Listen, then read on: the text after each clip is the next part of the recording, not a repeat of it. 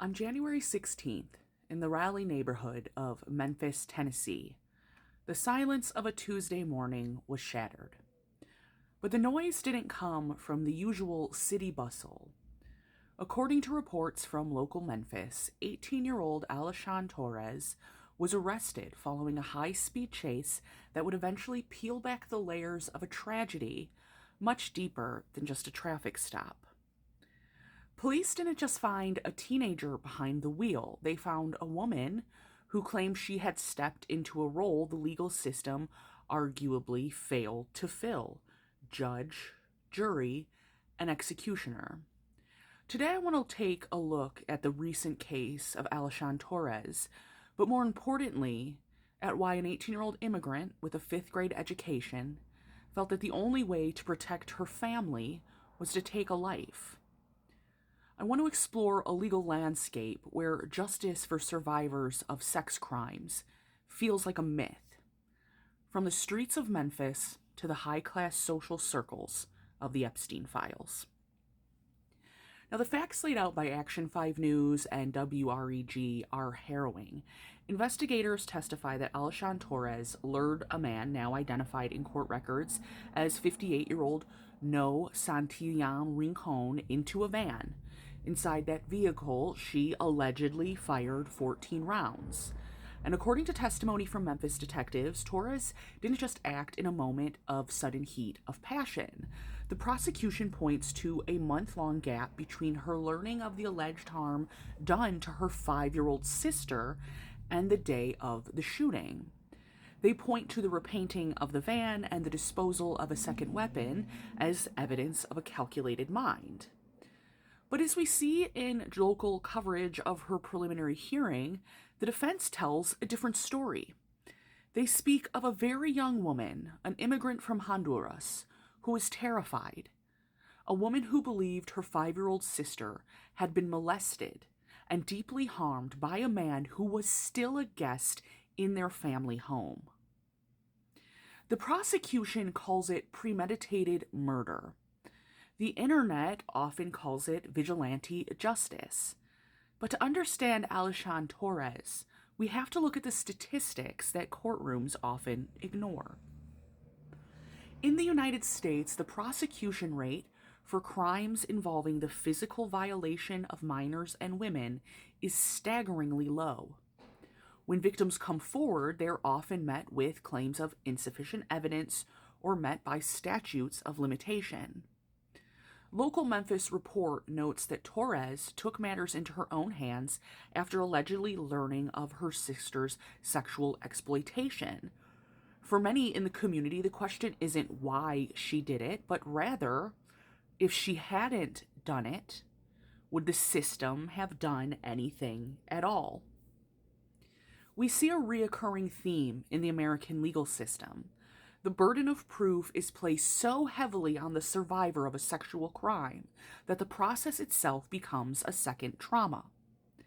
When the state fails again and again to provide a shield to survivors of sexual violence, people eventually reach for a sword.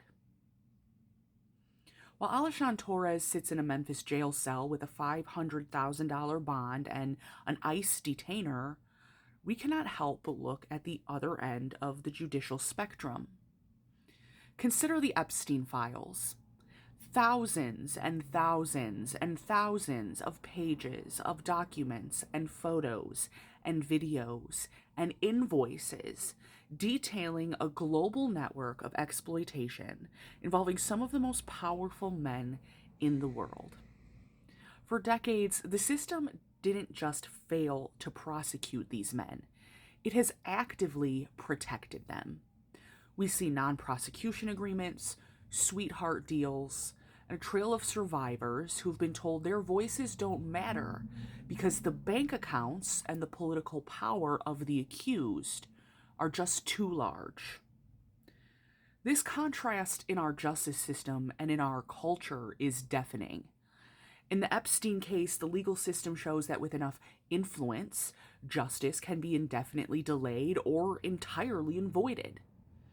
In Memphis, Alishon Torres, a teenager with no power, no money, and limited education is being met with the full unyielding weight of that same system.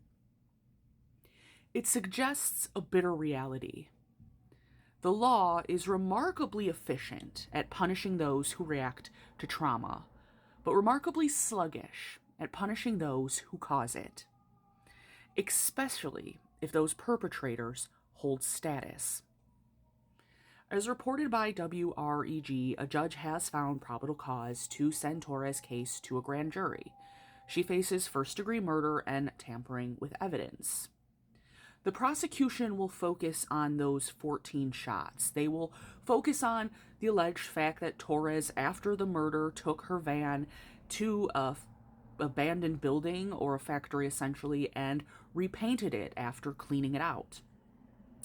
They will argue that that 1 month wait between finding out about this alleged crime against her 5-year-old sister and the commission of this crime will prove that she's not a victim of circumstance, but a criminal. But in our reflection here, we must ask, what does a month of waiting look like for a sister watching a predator walk free amongst her 5-year-old sister in her house?